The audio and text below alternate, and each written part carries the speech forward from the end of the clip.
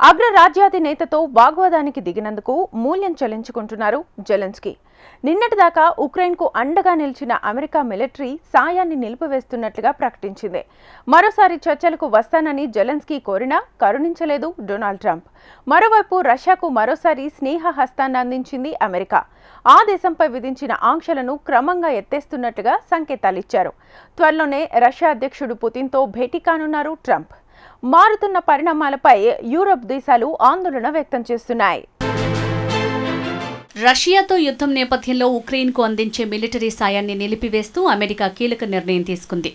White హౌస్కు చెందిన ఓ అధికారి ఈ విషయాన్ని వెల్లడించారు. అధ్యక్షుడు ట్రంప్ శాంతి స్థాపనపై దృష్టి సారించారు. మా భాగస్వాములు కూడా ఆ లక్ష్యానికి కట్టుబడి ఉండాల్సిన అవసరం ఉంది. మేము మా సాయాన్ని నిలిపివేస్తున్నాం. ఇది ఒక పరిష్కారాన్ని చూపిస్తుంది అని ఆ అధికారి తెలిపారు. అయితే ఇది తాత్కాలికమేనని వెల్లడించారు. రష్యాతో శాంతి చర్చలకు కీవ్పై ఒత్తిడి తెచ్చేందుకే ఈ నిర్ణయం తీసుకున్నట్లు తెలుస్తోంది. రష్యా చేస్తున్న యుద్ధానికి తెరదించడానికి శాంతి ఒప్పందం కుదర్చడం, దానికి బదులుగా ఉక్రెయిన్లోని అరుదైన ఖనిజాల తవ్వకానికి అనుమతించాలని అమెరికా చేసిన ప్రతిపాదనపై చర్చించడానికి జెలెన్స్కీ గత వారం వైట్ హౌస్కు వెళ్లారు. భవిష్యత్తులో తమపై రష్యా ఏదైనా దురాక్రమణకు పాల్పడితే రక్షణ కల్పించాలని జెలెన్స్కీ ఒత్తిడి తేవటం అధ్యక్షుడు ట్రంప్, ఉపాధ్యక్షుడు జేడీ వాన్స్లకు ఆగ్రహం తెప్పించింది. సాయం అందించిన దేశానికి కృతజ్ఞతలు చెప్పడం మాని అనుమానిస్తున్నారంటూ వారు జెలెన్స్కీపై మీడియా ముందే మండిపడ్డారు. ఈ చర్చలు కాస్త రసాభాసగా మారటంతో ఖనిజాల ఒప్పందంపై సంతకం చేయకుండానే శ్వేత సౌధం నుంచి జెలెన్స్కీ బయటికి వచ్చేశారు. ఈ వ్యవహారం యావత్ ప్రపంచాన్ని నివ్వెరపరిచింది. ఈ క్రమంలో అగ్రరాజ్యం ఉక్రెయిన్కు సాయం ఆపేయాలనే నిర్ణయం తీసుకుంది. మరోవైపు రష్యాతో యుద్ధం ముగింపు ఇంకా సుదూర తీరంలోనే ఉందని ఉక్రెయిన్ అధ్యక్షుడు వోలోదిమిర్ జెలెన్స్కీ తెలిపారు. అప్పటిదాకా అమెరికా సహకారం అందుతుందనే ఆశాభావం వ్యక్తం చేశారు. అమెరికాతో డీల్కు తాను సిద్ధమేనని, ట్రంప్తో భేటీకి సిద్ధంగా ఉన్నానని, ఇప్పటిదాకా అమెరికా అందించిన సాయంపై తమ ప్రజలు ఎల్లప్పుడూ రుణపడి ఉంటారని పేర్కొన్నారు. అమెరికాతో మా సంబంధాలు కొనసాగుతాయని అనుకుంటున్నా. ఎందుకంటే అవి సందర్భానుసారం నెలకొనే సంబంధాల కంటే ఎక్కువ. అమెరికాతో మాకు బలమైన బంధం ఉందని నమ్ముతున్నా. ఆ సత్సంబంధాలను కాపాడుకోగలను. నిర్మాణాత్మక చర్చల కోసం అమెరికా అధ్యక్షుడు ట్రంప్ ఆహ్వానిస్తే మరోసారి భేటీకి వెళ్తా. తీవ్రమైన నిజమైన సమస్యలను పరిష్కరించుకోవటానికి ఎప్పుడూ నేను సిద్ధమే. ఖనిజాల ఒప్పందంపై ఇరు వర్గాల మధ్య ఏకాభిప్రాయం కుదిరితే దానిపై సంతకం చేసేందుకు సిద్ధమే అని జెలెన్స్కీ స్పష్టం చేశారు. అమెరికా నుంచి మాకు అందుతున్న సాయంపై మేమెల్లప్పుడూ రుణపడి ఉంటాం. వారికి కృతజ్ఞతలు తెలపని రోజు లేదు. మా స్వాతంత్ర్యాన్ని కాపాడుతున్న వారికి ధన్యవాదాలు. సుదీర్ఘ యుద్ధం కాదు, మాకు శాంతి కావాలి. అందుకే భద్రతా హామీలు ముఖ్యమని మేం చెప్తున్నాం అని వివరించారు. కాగా రష్యాతో యుద్ధం ముగింపు సుదూరమేనన్న ఉక్రెయిన్ అధ్యక్షుడు జెలెన్స్కీ వ్యాఖ్యలపై అమెరికా అధ్యక్షుడు డొనాల్డ్ ట్రంప్ మండిపడ్డారు. అదో చెత్త ప్రకటన.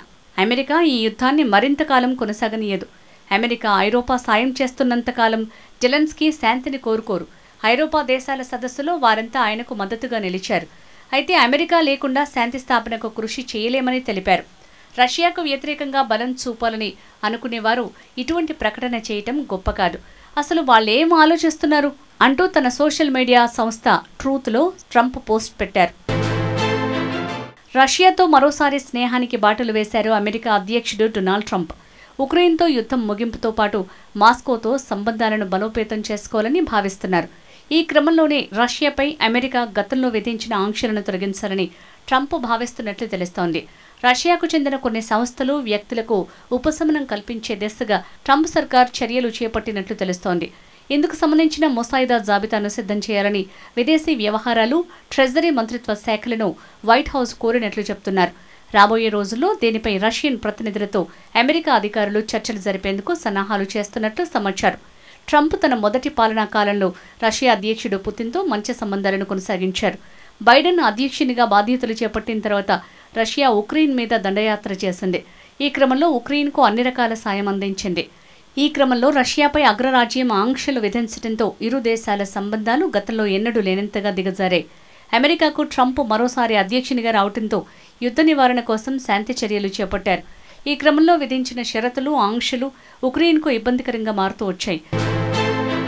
కాగా వైట్ హౌస్లో అమెరికా అధ్యక్షుడు డొనాల్డ్ ట్రంప్తో వాగ్యుద్ధం నేపథ్యంలో జెలెన్స్కీ ఉక్రెయిన్ అధ్యక్ష పదవికి రాజీనామా చేయాలని రిపబ్లికన్ పార్టీ నాయకులు డిమాండ్ చేశారు.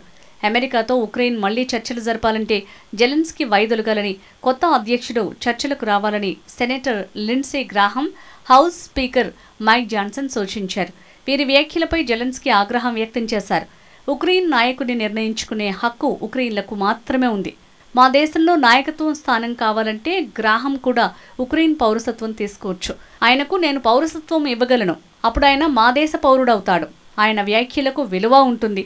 అతడు ఉక్రెయిన్ పౌరునిగా చెప్పేది వింటాను అంటూ స్పష్టం చేశారు. ఉక్రెయిన్కు నాటో సభ్యత్వం ఇవ్వడానికి అంగీకరిస్తే అధ్యక్ష పదవి వేడేందుకు సిద్ధమని పునరుద్ఘాటించారు. అదే సమయంలో తనను మార్చడం అంత సులభం కాదని జెలెన్స్కీ స్పష్టం చేశారు. తాను గెలవకుండా ఉండాలంటే ఎన్నికల్లో పాల్గొనకుండా తనను అడ్డుకోవటమే మార్గమని ధీమా వ్యక్తం చేశారు. ఉక్రెయిన్ ప్రపంచంలో అతిపెద్ద దేశం కాకపోవచ్చు, కానీ తన స్వాతంత్ర్యం కోసం అది చేస్తున్న పోరాటాన్ని అంతా చూస్తున్నారు. అమెరికా నుంచి ఏ అనుమానాలకు తావు లేకుండా సాయం కొనసాగుతుందని ఆశిస్తున్నా. ఎందుకంటే మాకు సాయం నిలిపివేత అంతిమంగా రష్యా అధ్యక్షుడు పుతిన్కు మాత్రమే ఉపయోగపడుతుందని వ్యాఖ్యానించారు జెలెన్స్కీ.